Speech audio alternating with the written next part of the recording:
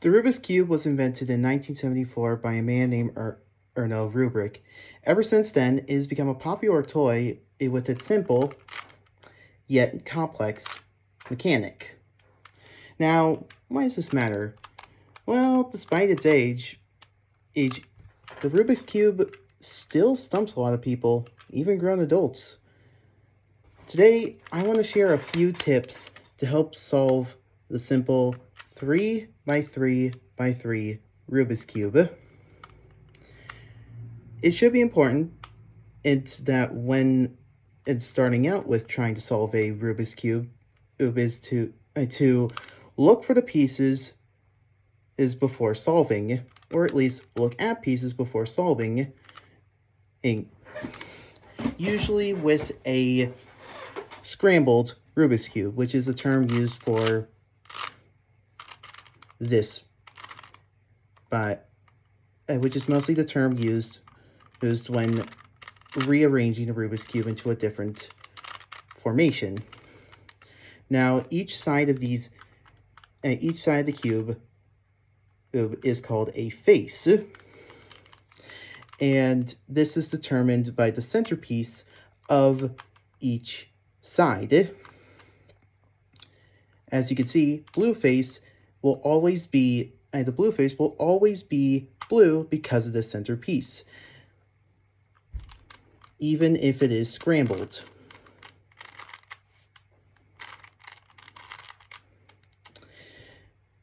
To make things easier, when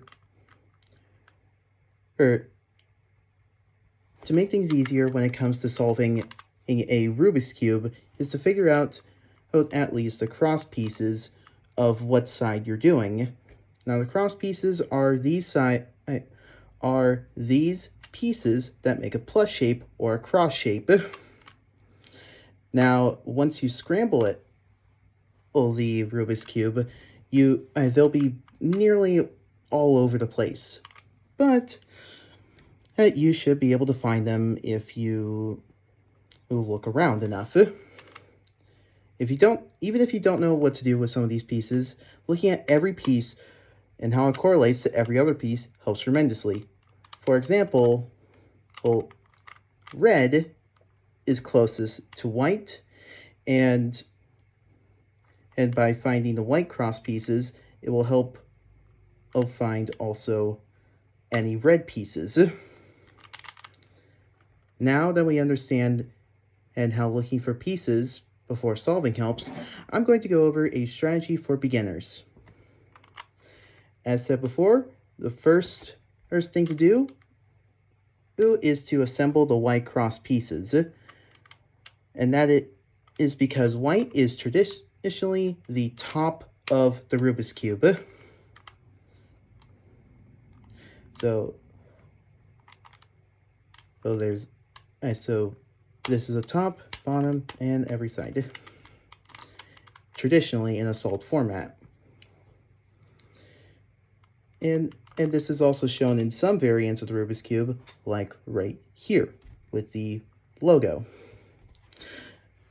Once that is done, you solve for the white corners, which should be done with some rearranging, and that will be the top layer solved. It's important to go through layers.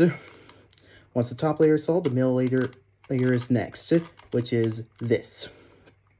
Start by rotating the white face onto the bottom, like this, and then use a few tricks to move the certain pieces to certain areas until the middle layer is done. Afterwards, find the pieces for a yellow cross, because yellow is the bottom or opposite of white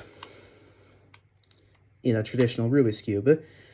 And after getting this yellow cross done, and you swap the yellow edges so that they match the middle and top colors, i.e.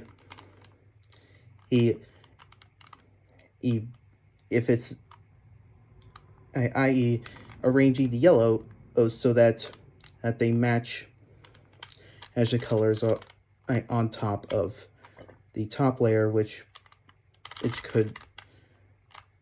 should look like this. for the top and middle layers, because that is important because of how Rubik's cubes work and how each of the corners work. You got green, yellow, and red all on one corner. This is one of the, and after that you solve the layer corners, i.e. these pieces, and the cube should be solved. That is one of the few strategies to solve a Rubik's Cube, but there's a bit of additional info that should help.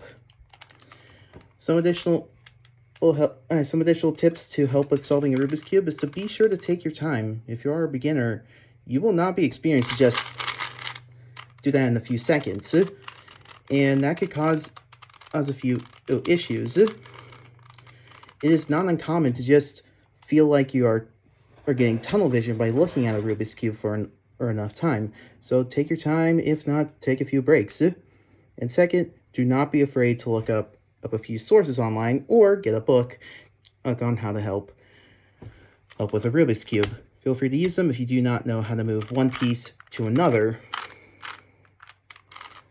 or at least don't know a few strategies for that.